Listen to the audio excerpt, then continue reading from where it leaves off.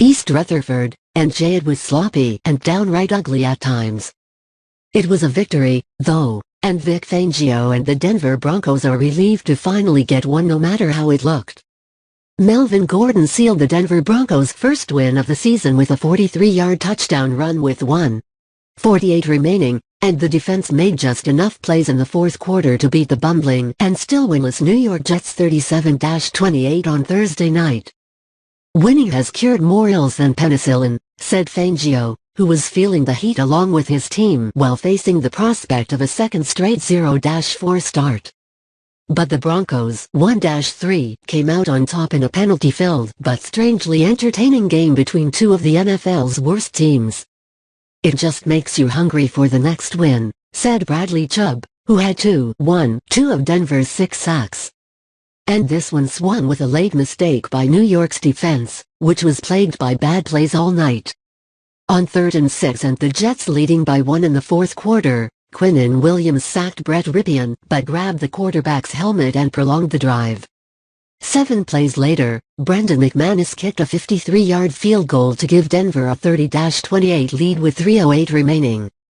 The Jets couldn't do anything on their next possession, and Sam Darnold was sacked by Chubb on 4th and 3 at the 2-minute warning. Gordon ended New York's chances with his long rumble that sent the Jets to consecutive 0-4 starts for the first time in franchise history. The heat on Coach Adam Gase's seat will surely be turned up after this latest embarrassment, but no coaching change is imminent. New York was penalized 11 times, including 6 personal fouls. "We had multiple chances to get off the field," Gase said. "We beat ourselves. The penalties are they're brutal."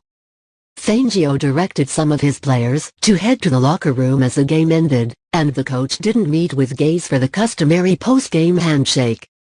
"There was just a couple of personal fouls there at the end and our sideline was getting ticked off about it," Fangio said.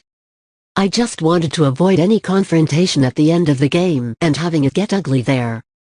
The Jets were actually in position to win after Pierre Desir, having a rough game in coverage, redeemed himself a bit by picking off Rypien, whose arm was hit by Terrell Basham as he threw and returning at 35 yards for a touchdown. Darnold's pass into the end zone on the 2-point try was incomplete, leaving the Jets trailing 27-25 with 10:45 remaining. Brian Poole intercepted Rypien, making his first NFL start, on the Broncos' next possession, giving the Jets the ball at Denver's 44. That led to Sam Fickens' 5th field goal, a 36-yarder that put New York ahead 28-27 with 6:28 remaining. "It's definitely frustrating to come out here and lose another one," said Jamison Crowder, who had 7 catches for 104 yards in his return after missing 2 games with a hamstring injury.